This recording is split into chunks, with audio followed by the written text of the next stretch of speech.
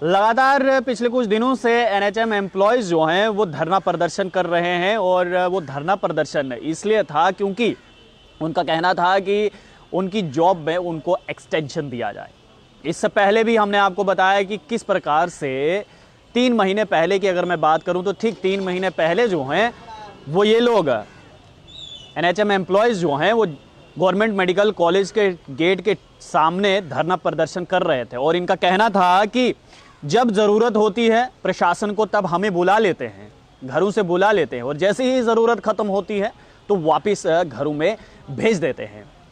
उस समय की अगर मैं बात करूं तो राजनीतिक पार्टियां भी सक्रिय हुई थी। देवेंद्र सिंह राणा वहां पर पहुंचे थे मौजूदा हालात पे संज्ञान लेने और देवेंद्र राणा ने यह आश्वासन दिया था कि वो एलजी मनोज सिन्हा से बात करेंगे। उसके बाद इनका कंटिन्यू प्रोसेस चलता रहा, यानी कि एक्सटेंशन 3 महीने का मिला और 3 महीने जो हैं वो जनवरी में ख़त्म हो गए।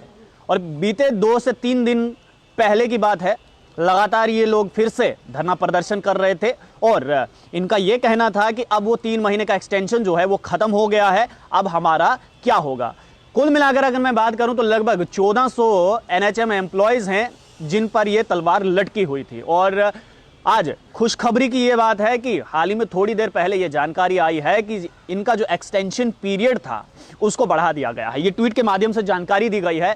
ये ट्वीट मैं आपको दिखा रहा हूं, health and medical education department का ये वो ट्वीट है जहां पर ये जानकारी दी गई है।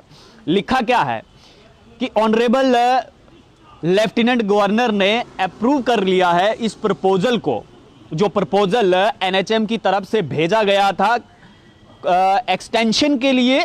उस प्रपोजल को मान लिया गया है जिसमें नर्सिस और पैरामेडिकल स्टाफ था under ECRP 1 while reviewing COVID preparations on 2nd Jan order began issued accordingly।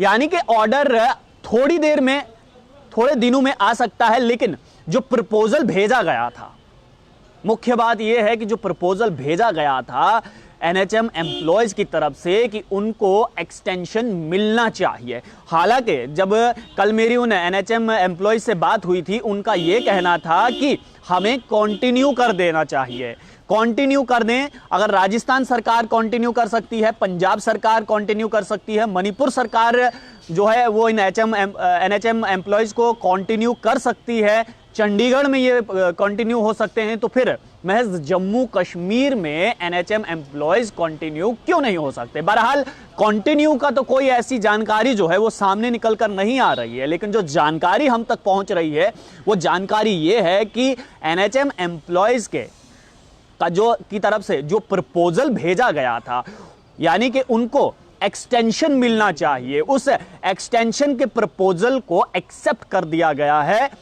LG government द्वारा। एक बार फिर से मैं बता दूं कि पिछले 3 दिनों से लगातार एनएचएम के एम्प्लॉय जो हैं वो गवर्नमेंट मेडिकल कॉलेज के सामने धरना दे रहे थे।